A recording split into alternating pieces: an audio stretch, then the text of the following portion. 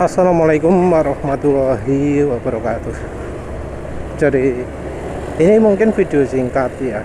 Intinya adalah menurut penulis Yamaha itu salah ya buat apa jenenge, buat turbo, versi turbo NMAX turbo atau YCVT yang nanggung ya, nanggung banget.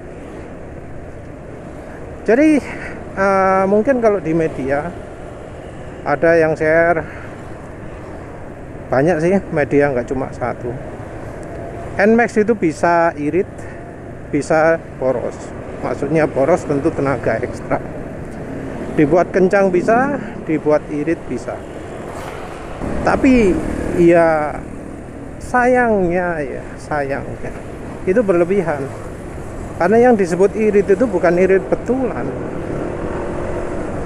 Yang disebut irit itu hanya sama saja dengan yang versi neo. Padahal dengan YCVT itu bisa lebih dari itu.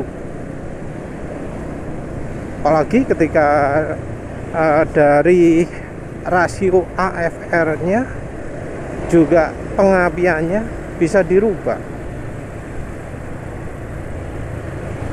Nah, kalau memang bisa seperti itu, kenapa kok nanggung gitu loh? Kenapa kok cuma mode S dan mode T?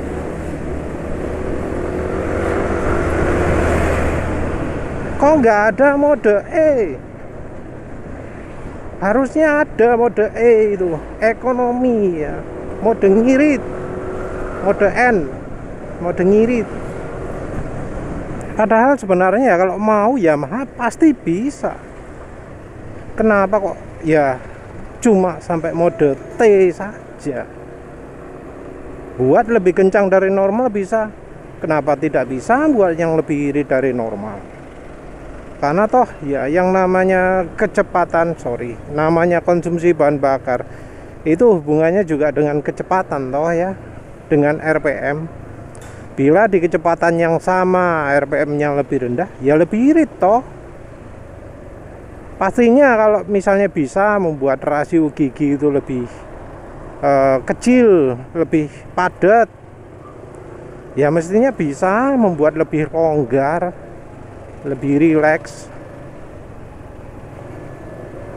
Penulis sendiri pernah ya waktu pakai Suzuki Spin, RPM-nya tinggi untuk kecepatan yang sama, RPM-nya rendah untuk kecepatan yang sama, yaitu karena pertama ganti belt dan roller dikasih yang terlalu ringan. Saking ringannya itu top speed sampai jadi cuma 70 di speedo, padahal biasanya 125 top speed ya. Top speed 125, ketika pakai roller itu jadi cuma 70. Wedan lah wis, keendengan banget. Itu ya jangan bilang konsumsi bahan bakar berapa, mungkin mendekati 1:30. Terus kemudian diganti rollernya Vario. Berat kan roller Vario, langsung antep dan top speednya jadi turun karena terlalu berat, karena ya rasio gigi gak nututi, tapi jadi irit, betul-betul sangat irit.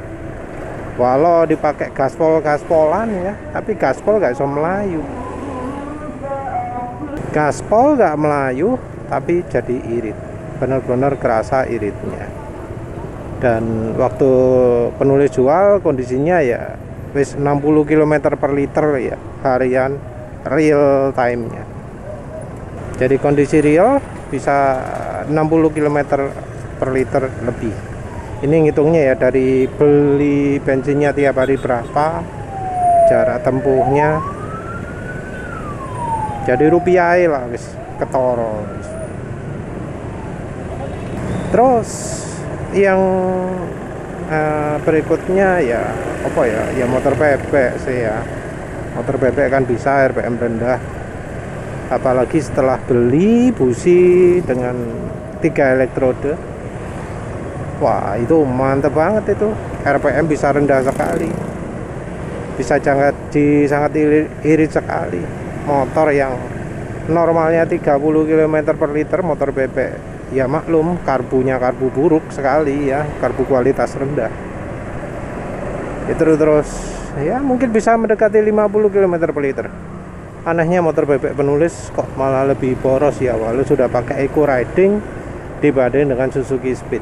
Tapi Suzuki Spin ya ada istimewanya juga, yaitu karbunya karbu vakum yang memang secara irit pasti lebih irit ya. Tapi intinya ya, mengganti rasio gigi itu bisa sangat membantu irit motor.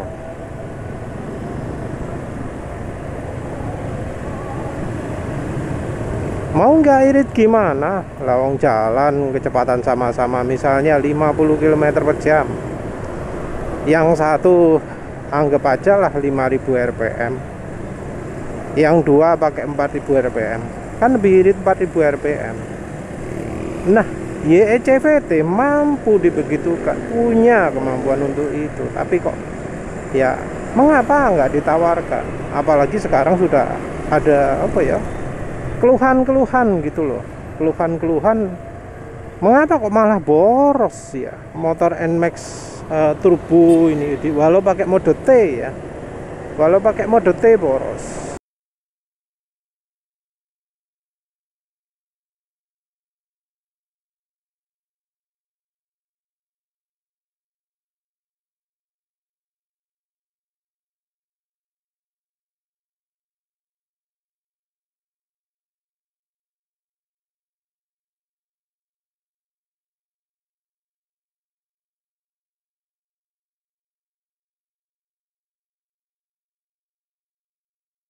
Tentu kita nggak pakai acuan media ya, nggak pakai acuan Permana Trias, Otomotif TV atau apalah, tapi konsumsi bahan bakar di konsumen boros lo ya.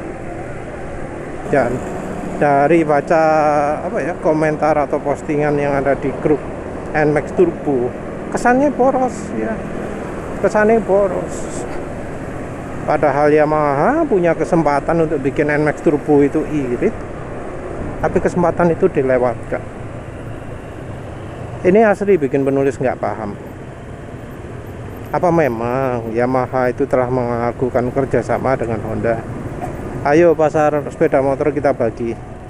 Yang PCX itu kelas bagian yang irit-irit, yang NMAX Turbo bagian yang boros-borosnya.